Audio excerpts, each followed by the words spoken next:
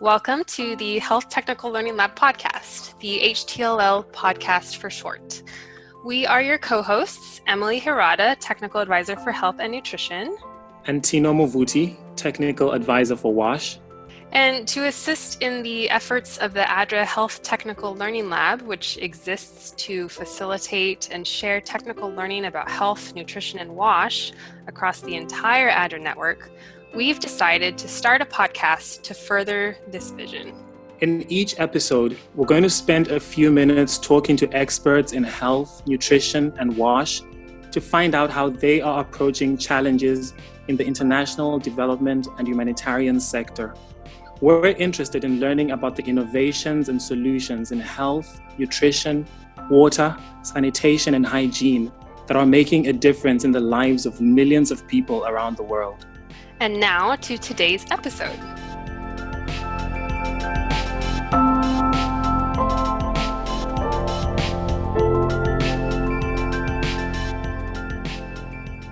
Today, we will be discussing social and behavior change, otherwise known as SBC. With us, we have Jason Brooks, Senior Technical Advisor for Water, Sanitation and Hygiene at the ADRA International office, who has become rather familiar with SBC and is working to implement it in the projects he is involved with. Jason, welcome. Thanks so much. Jason, we wanted to take a few minutes today to ask you a few questions on the topic of SBC. As someone who has become rather familiar with SBC, how would you explain SBC in simple terms to someone who may not be familiar with it? Okay, so first of all, before I get into a simple definition, let me say that social and behavior change, or what used to be called social behavior change communication, is a big umbrella. It encompasses insights from a lot of disciplines and areas of social science and economics. And there are lots of different approaches that apply a very similar set of principles, but I think we can boil it down in this way that I've often seen cited. SBC is understood as a process involving individuals, communities, or societies that enables them to adopt and sustain positive behaviors. It does so by identifying the various factors that influence people's behavior and addressing these by using those approaches that are most likely to be effective. So to break it down even further, I would say that SBC is the process of understanding what motivates people and what gets in the way of people making positive behavior change. And it really is intentional in the sense of making a plan based on that information to put that knowledge to work in our programs, because every project that has an objective has something that we need people to do, some behavior they need to participate in, even if it's coming to a distribution site, all the way up to something as complex as getting people to adopt new health behavior. So it's very much part and parcel of humanitarian assistance. We hear a lot of talk about awareness raising in our line of work. From what you've explained, how would SBC differ from awareness raising? It's very different. And this is probably the most important thing that you could take away from this discussion today, is that social behavior change and awareness raising are very, very different. And the reason is that someone can be aware of something and still not do it. They can have all the knowledge on a topic, on a practice, on a behavior, and still not carry it out, let alone carrying it out consistently and correctly. And there are a lot of examples of this, but I'm sure that we can probably all think of one, but a good example of this in the US is the use of car safety belts. When auto manufacturers began putting installing seatbelts in new cars in the US, the fact is very few people use them. When I was young, we didn't use them at all, even though at that point it was mandatory for all new cars to have them. And I remember public safety campaigns that touted the safety benefits of seatbelts as a child. I remember seeing them on TV, and I didn't know anyone who used one. The typical assumption in development work is that people don't do something because they don't know what they should do or they don't know how to do it. So, what do we do to make this connection? We tell people to wash their hands for, to have better health, and we tell them how to do it. Now, both of these points are important. Information and knowledge are foundational for behavior, particularly if you want people to do something in a specific way. But let's be clear on two things. There are many things we know we should do and even how to do them, but we still don't do it. And, for example, I know I need to exercise. I know how to exercise, and I still don't do it. The issue with my lack of, performing that behavior is not a lack of understanding or knowledge, and on the other hand, there are a lot of things that I do that I've never been instructed in. I learned them not from a seminar or for a flyer. I adopted those behaviors because of the environment I was in, and I maintained them because the environment supported or even demanded those behaviors. And one of the fundamentals or approaches, social science foundations of SBC is called social ecological theory. And, to simplify it just means that, there are a lot of factors around us that determine what we will do and whether or not we would be willing to change a behavior. And this environment, including the people around us and their expectations, is extremely powerful. And these determinants of our behavior are actually more powerful than what we know. And they reside at a deep level, of feeling. To change those things is really difficult. It's almost impossible. So it's very important to take these norms and this environment that people live in and to take it into account, and even better to work with it to produce, to introduce a new practice or to work on a challenging behavior, and thinking back to this example of the seat belts, when it became a social norm, people would look at you today and say, what kind of person wouldn't choose to wear a seatbelt? But there were a lot of factors involved with getting to that point, making seatbelts easier to use, more comfortable, in fact, making them mandatory in the United States. And eventually, there was a tipping point where the social norm changed. And instead of people saying, why would you wear a seatbelt? People started saying, why wouldn't you? But let me be very, very clear. That tipping point did not occur simply because people were instructed that safety belts are a good idea or how to put one on. It was a whole lot of factors coming together. You could say the same thing about changes in the behavior, that the use of tobacco, smoking in America. It took a lot of changes, that struck deep at the heart of the behavior before people started to change, even though awareness of how bad smoking was for your health has been around for a long, long time. In fact, is printed on every carton of cigarettes. And that's the difference between awareness and social behavior change. Creating awareness is a good first step. You do need some knowledge before you can practice a behavior, particularly correctly. But the fact is, knowledge doesn't change people's minds. It doesn't necessarily change people's behavior. You can know the right thing to do and still not do it because it really has not become part of your habit. It's not part of the social norm of your community. You're lacking key elements around you to practice it effectively and make it a habitual behavior. And that's the difference between awareness, just knowing what you should do, and actually seeing sustained changes in behavior.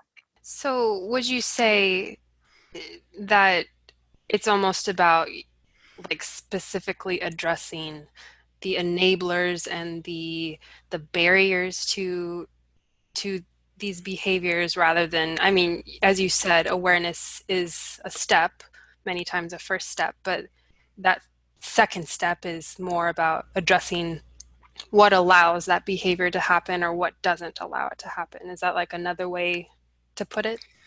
Yeah, so we talk about determinants, which you might think of as motivations, and we talk about barriers. And a barrier is anything that gets in the way of a positive change. And a barrier can be anything from, you want to wash your hands, but you don't have soap or you don't have water, up into a barrier could be the fact that someone whose opinion is important to you thinks that washing your hands is stupid. In fact, that determinant of social norm is incredibly powerful. It's incredibly powerful. And in fact, using that influence that other people have in changing behavior is an incredibly important tool that maybe we can talk some more about. That's really interesting, Jason. Yeah, maybe let's circle back around to that in a minute. I do want to take us to a different focus for a moment. As a professional working in this space, in this area of SBC, what excites you most about this?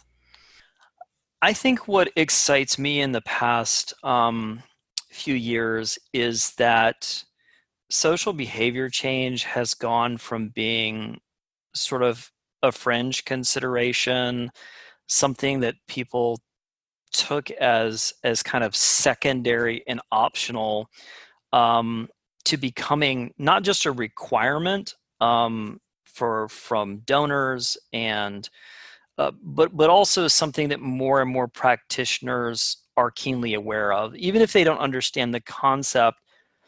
The old ideas of build it and they will come, all that you need to do to get people to use a latrine is to build a latrine for them, and that's just simply not true. But let's face it, we do that in many types of programs.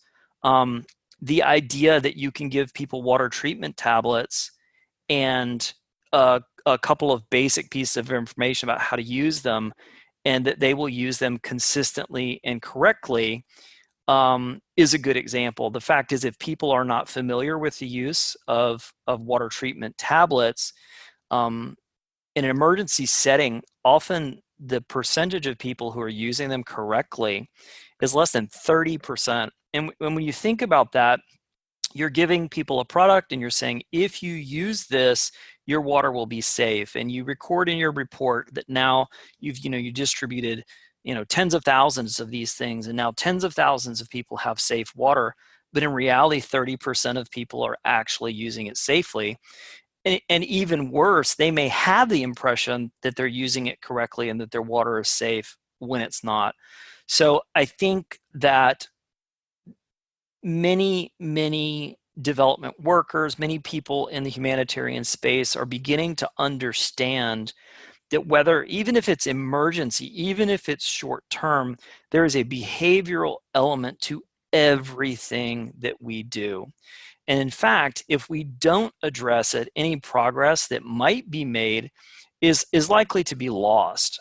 So that if we're not planning for social behavior change, then we're not going to see change.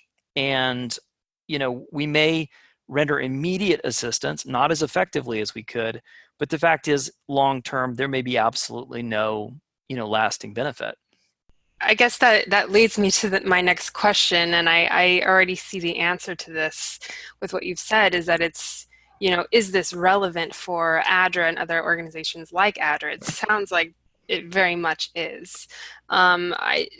Is there anything else that you think any other relevance you think SBC has for ADRA or other organizations like ADRA? And if I could take that one step further, is there anything about SBC that might not be relevant for ADRA or other organizations like ours? So I think I can think of one negative, and I'll start with that first. SBC should not be an end unto itself. I've seen projects do, for example, a barrier analysis, and those results never actually make it into practice. Or, we do a lot to understand people's behavior, and yet those things are never really integrated into the action plan, because sometimes there's a perception that the real work, is the distribution, is the trainings, is the, these activities that are very easy to count. And the challenge with social behavior change is that, number one, it is a process. It takes time. And also, it is a learning process that sometimes we try something and it doesn't work. And I think that can be discouraging to some people. I even remember an aid official once telling us that they didn't find it scientific enough. It was too hard to count. Now, let me talk about the positive side of it too. In addition to making our activities more effective, in addition to, just doing our work better and having more sustainable results, because actually behaviors are changed. We're not wasting money on providing, latrines that people don't use and hand washing stations that just, go to waste because the hand washing behavior was never ingrained, or, a number of other things that you can imagine. There's also a really fundamental development concept at play here, is that we need to be listening to, hearing from, and seeking to understand the real,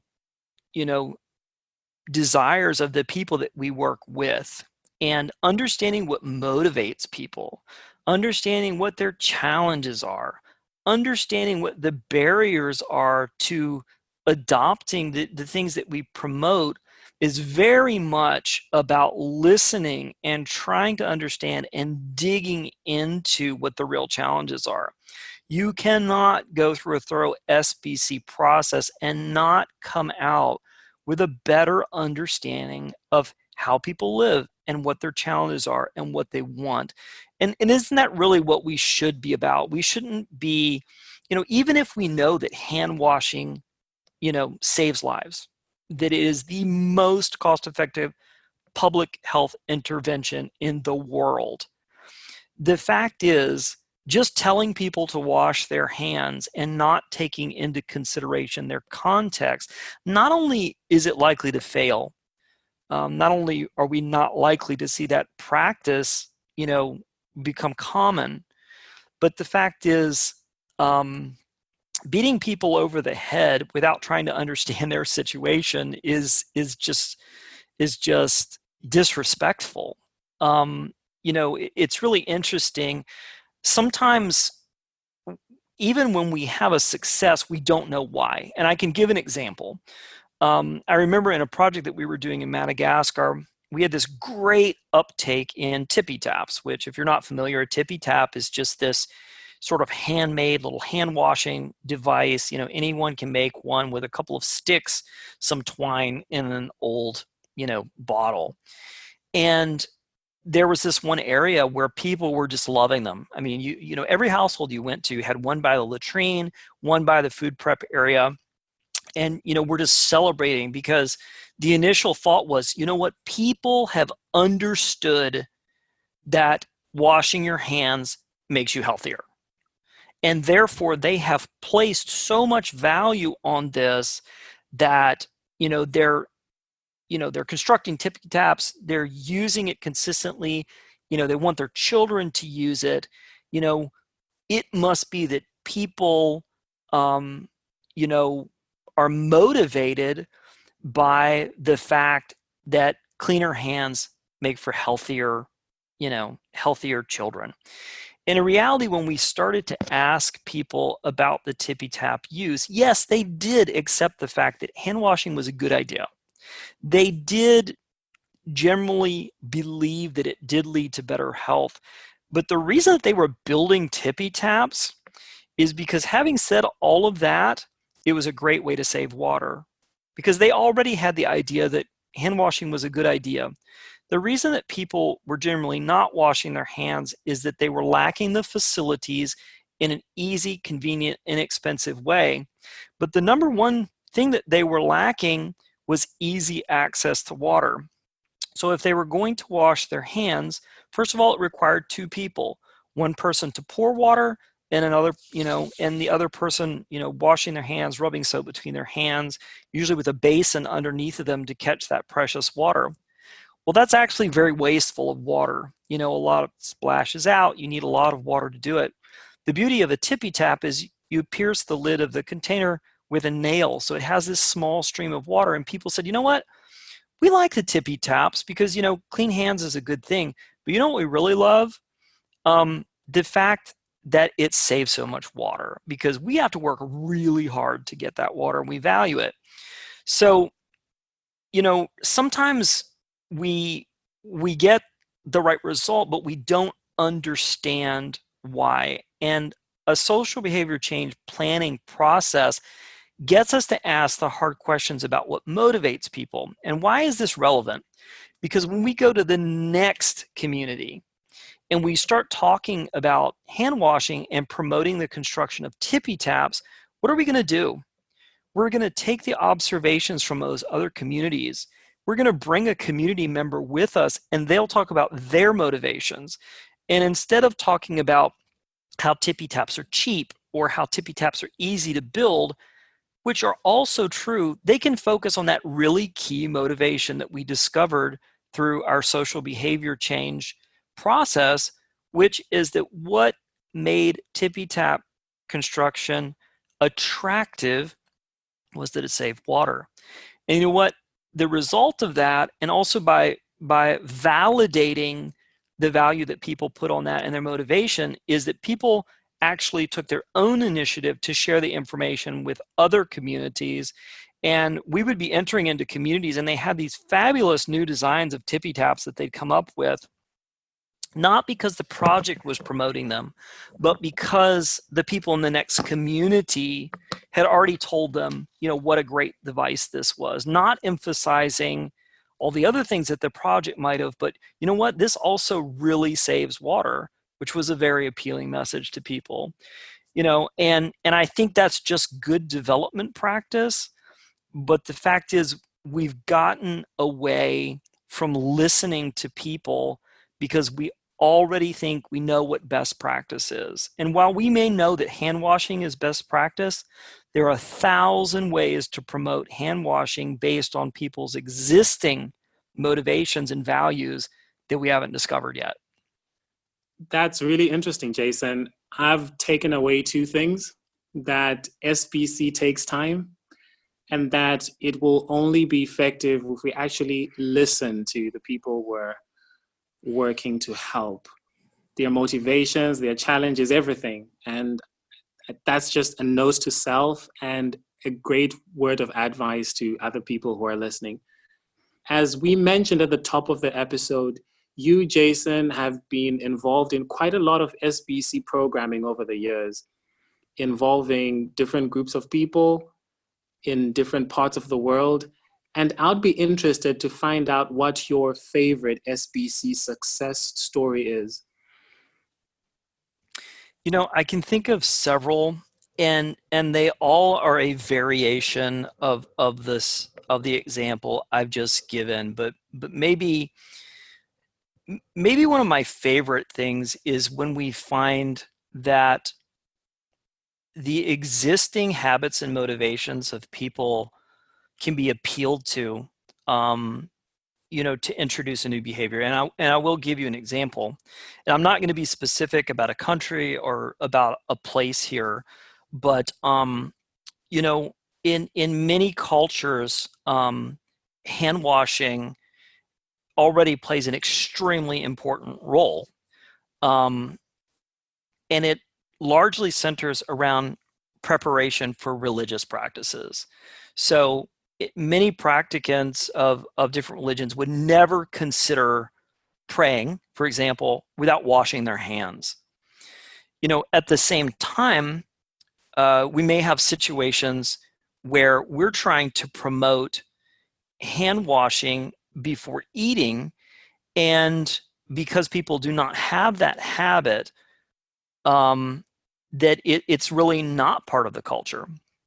And I think that rather than trying to introduce something that may seem foreign to people or completely different or hard to achieve, after we've done the work to understand what people's motivations are and what their barriers are, is to relate the new behavior to something they're already doing. And I'll give you an example is, if people would not think of showing disrespect to God, for example, by not washing their hands before they pray, I have seen very successful campaigns with using that concept of respect before eating, because often in many cultures, people eat out of a common bowl.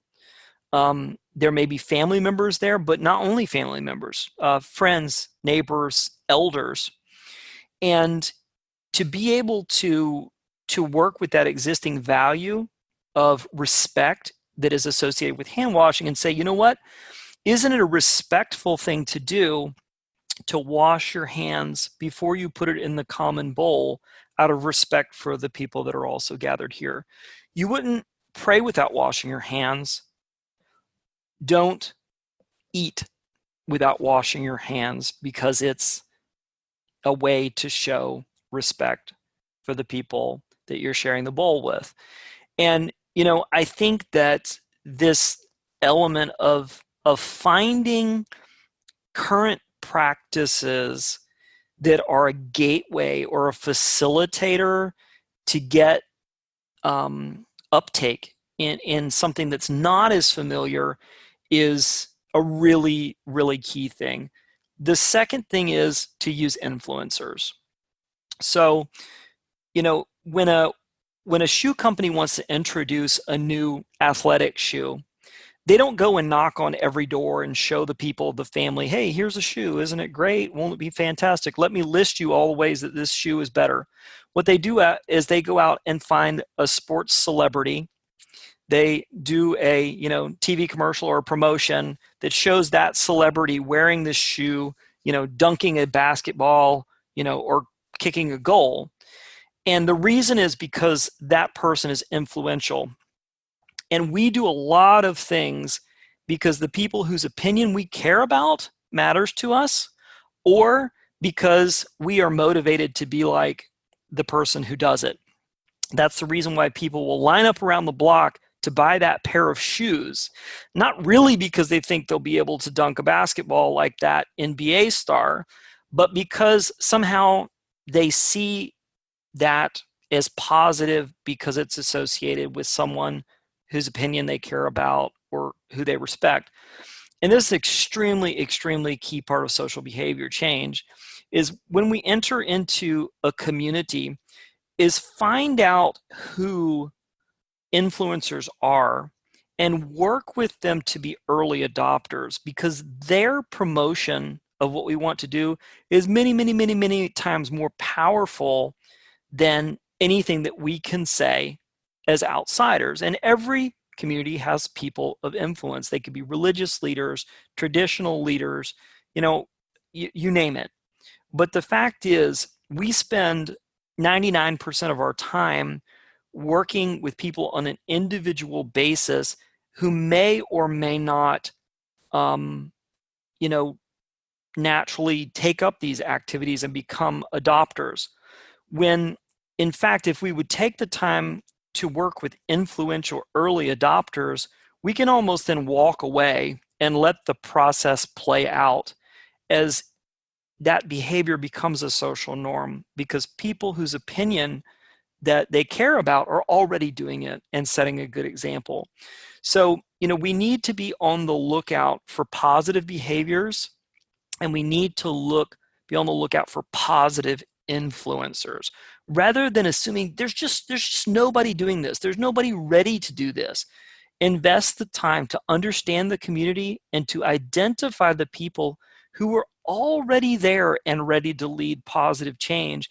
And they can do a much more impactful work that has much more sustainability. And I think those are really lessons that I've internalized over the years, that, complicated plans to change people's behavior can devolve into an academic exercise. The fact is, we need to understand what motivates people, and we need to understand who is likely to be able to influence them. And then we need to look for positive examples and entry points that are already there. And, that's just good development work. Jason, we want to thank you so much for taking your time to speak with us today. We have learned so much. I'm sure anybody listening has learned a lot. We appreciate you sharing your expertise and knowledge with us. Thanks, Jason. Thank you so much. I've enjoyed it. And for those of you who are listening, if you would like to learn more about SBC or other topics regarding health, nutrition, and WASH, feel free to contact the Health Technical Learning Lab at healthtll@adra.org. That's HEALTHTLL@adra.org. To listen to this episode again, please visit the podcast folder on the TLL eNet site. With that, I'm Emily. And I'm Tino. Thanks for listening, and join us next time for another episode on the HTLL podcast.